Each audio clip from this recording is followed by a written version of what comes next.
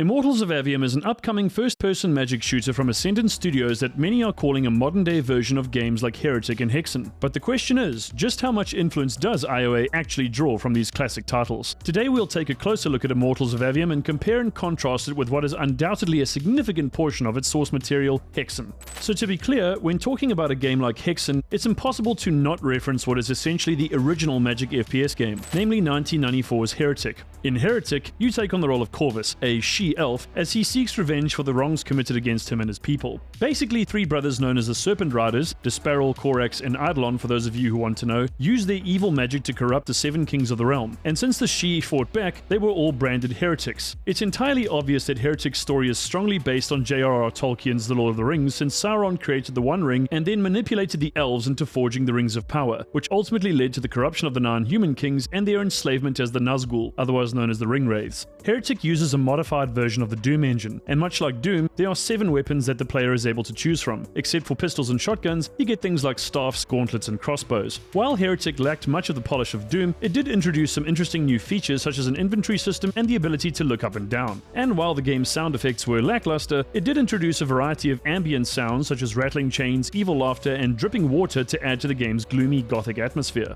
Ultimately, Heretic received favorable reviews, even though it was obvious that it was very much a Doom clone with a few aesthetic and gameplay changes. And let's face it, being able to kill your enemies by turning them into chickens is a really nice touch.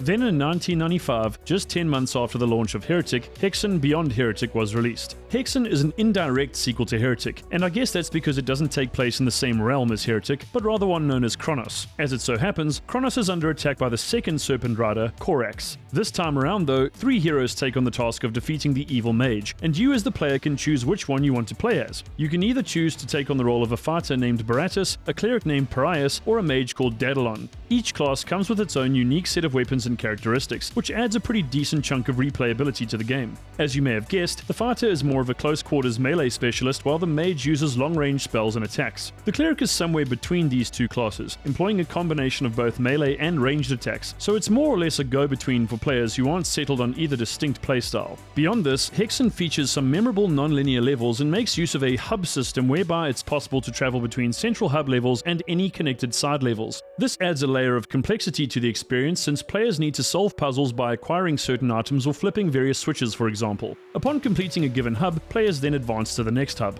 Once again, Hexen incorporates the whole inventory system but includes additional items such as the Disc of Repulsion, which effectively forces any nearby enemies back to a safe distance, as well as the Icon of the Defender, which grants each class its own form of invincibility. Overall, Hexen received a lot of praise when it was released on PC in 1995, but the various console ports that became available in 1997 received lukewarm to downright bad reviews since, for the most part, ports of FPS games didn't really take the graphical and performance limitations of consoles into account, thus leading to issues with gameplay and ultimately a disjointed, unpleasant experience. This doesn't mean that Hexen is a bad game at all, but given how poorly the ports were handled and how mostly unplayable they were, it stands to reason that gamers were a little less than impressed. Oh, and by the time the ports actually became available, Hexen was already considered too old. I guess game development just moved at a different pace in the early days. It's entirely evident that Immortals of Aveum draws a lot of inspiration from games like Heretic and Hexen, but admittedly, it's not just these titles that have influenced its overall style and gameplay. The thing is, Hexen 2 came out in 1997, followed by Heretic 2 in 1998. Since then, there's been nothing new in either of the franchises. That means there's an approximately 25-year gap between the last Heretic game and Immortals of Aveum. Gaming has inevitably come a very long way since then, and while there are many parallels one can draw between Heretic and Hexen and Immortals of Aveum's design, they are undeniably very different in many respects. If anything, Immortals of Aveum probably more closely resembles something like Doom Eternal or Bioshock, and understandably so.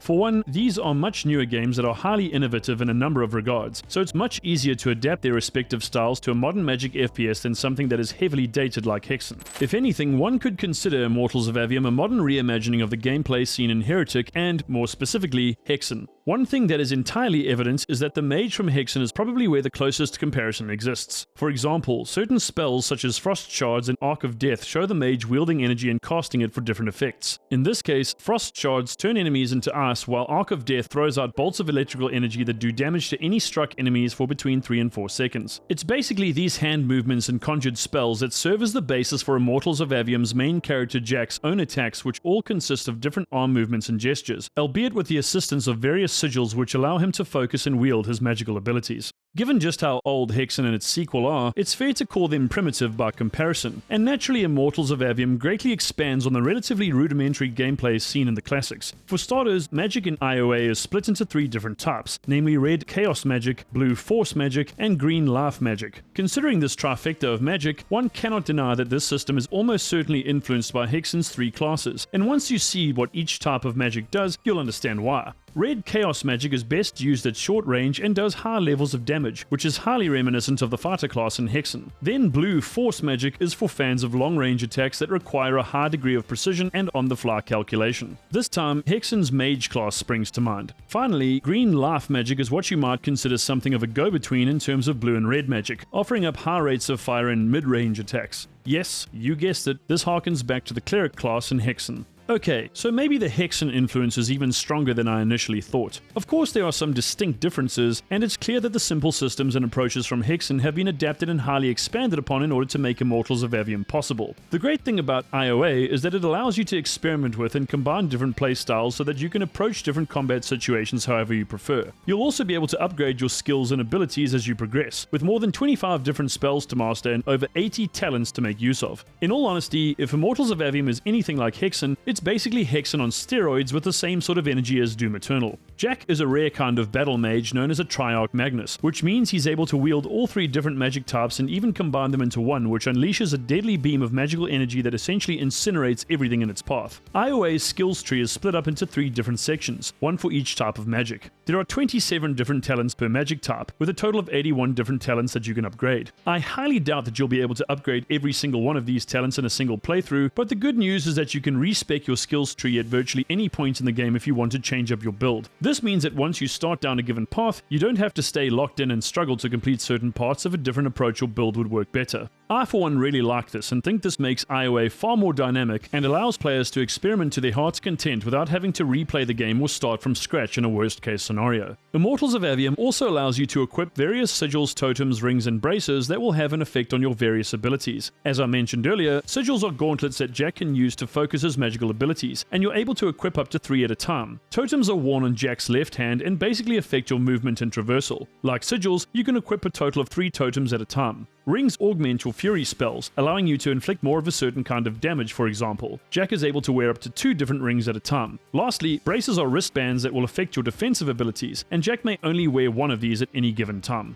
Immortals of Aveum is more of a fast-paced modern magic FPS than a gothic role-playing magic FPS like Hexen, and while the influence from the classics is apparent, there are obviously some massive differences in terms of the soundtrack, gameplay, graphics, traversal, and mechanics. I think what I said earlier about IOA is more or less the most succinct summary. It's like Hexen on steroids and then some. Sure, there are overlaps with regards to themes and all that. Most fantasy games follow the same kind of narrative, so it's to be expected. But Immortals of Aveum is a total reimagining of something like Hexen and something that clearly seeks to bring the magic FPS into the modern world. Immortals of Aveum is out on August 22nd, 2023 and will be available on PlayStation, Xbox and PC. So that's really all I've got to say, friends. What do you think of Immortals of Aveum? Do you agree with what I've said, or do you have a different take on the game? Let us know in the comments. Make sure you hit that like button and subscribe to the channel for daily gaming, VR and tech content. From me and the crew here at Metasquad, thanks for watching and I'll see you in the next video. Later!